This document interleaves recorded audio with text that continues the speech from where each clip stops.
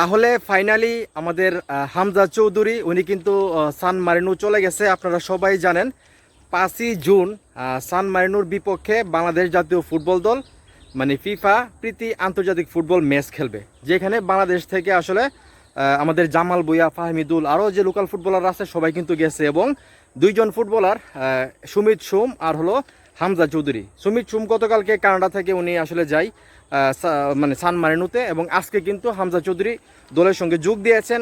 এবং আপনারা হয়তো ইতিমধ্যে খবর পাওয়া গেছেন যে খুবই মানে আনন্দের মধ্যে সবাই আছে এবং সবাই খুবই মানে ইচ্ছা বা তাদের স্বপ্ন যে প্রথমবার তারা ইউরোপের কোনো দেশের বিপক্ষে খেলবে এবং জয় নিয়ে আসলে মাঠ ছাড়বে।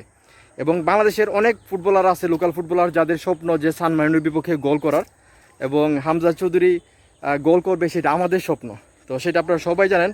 তো যাই হোক, আমাদের জাতীয় দলের যিনি কোচ টমাস ডুলি, তো ওনারও কিন্তু একটা প্ল্যানিং আছে, যেহেতু উনি নতুন আসছেন কোচ হয়ে, এবং ওনার প্রথম ম্যাচ, এবং এই ম্যাচের উপর কিন্তু অনেক কিছু ডিপেন্ড করতেছে। তো সেই জন্যে কিন্তু উনিও চাইতেছে দলটাকে পরীক্ষা নিরীক্ষা করার জন্য, ভালোভাবে সাজানোর জন্য। আমি মনে করি বাবুফের উচিত থমাস ডুলিকে পূর্ণ স্বাধীনতা দেওয়া, যেন উনি উনার মতো করে দল নির্বাচন করতে পারে, ফুটবলারদেরকে আসলে খেলাইতে পারে, প্রবাসী ফুটবলার এবং বাংলাদেশে যে লোকাল ফুটবলার তাদেরকে নিয়ে একটা সমন্বয় করতে পারে, এবং ভালো একটা দল মানে আমাদেরকে উপহার দিতে পারে। কারণ ইউরোপের যে দেশ সান মারিনো, সেটার বিপক্ষে তো শুধু একটা প্রীতি ম্যাচ খেলবে, তারপরে কিন্তু বাংলাদেশে অনুষ্ঠিত হতে যাচ্ছে সাফ চ্যাম্পিয়নশিপ সেপ্টেম্বরে। সেটা কিন্তু আরও গুরুত্বপূর্ণ আমি যেটা মনে করি, কারণ দেশের মাটিতে খেলা এবং সেইখানে কিন্তু ট্রফিটা আমাদেরকে রাখতে হবে, আমি যেটা মনে করি। তো এটাই আসলে আজকে প্রচণ্ড গরম লাগতেছে, এই জন্য একটু ঘুরতে বের হয়েছিলাম। যে জায়গাটা বেরোছি চরম পরিবেশ, লোকেশন দেখতেই পারতেছেন। তো ভাবলাম যে আপডেটটা আপনাদেরকে দিই।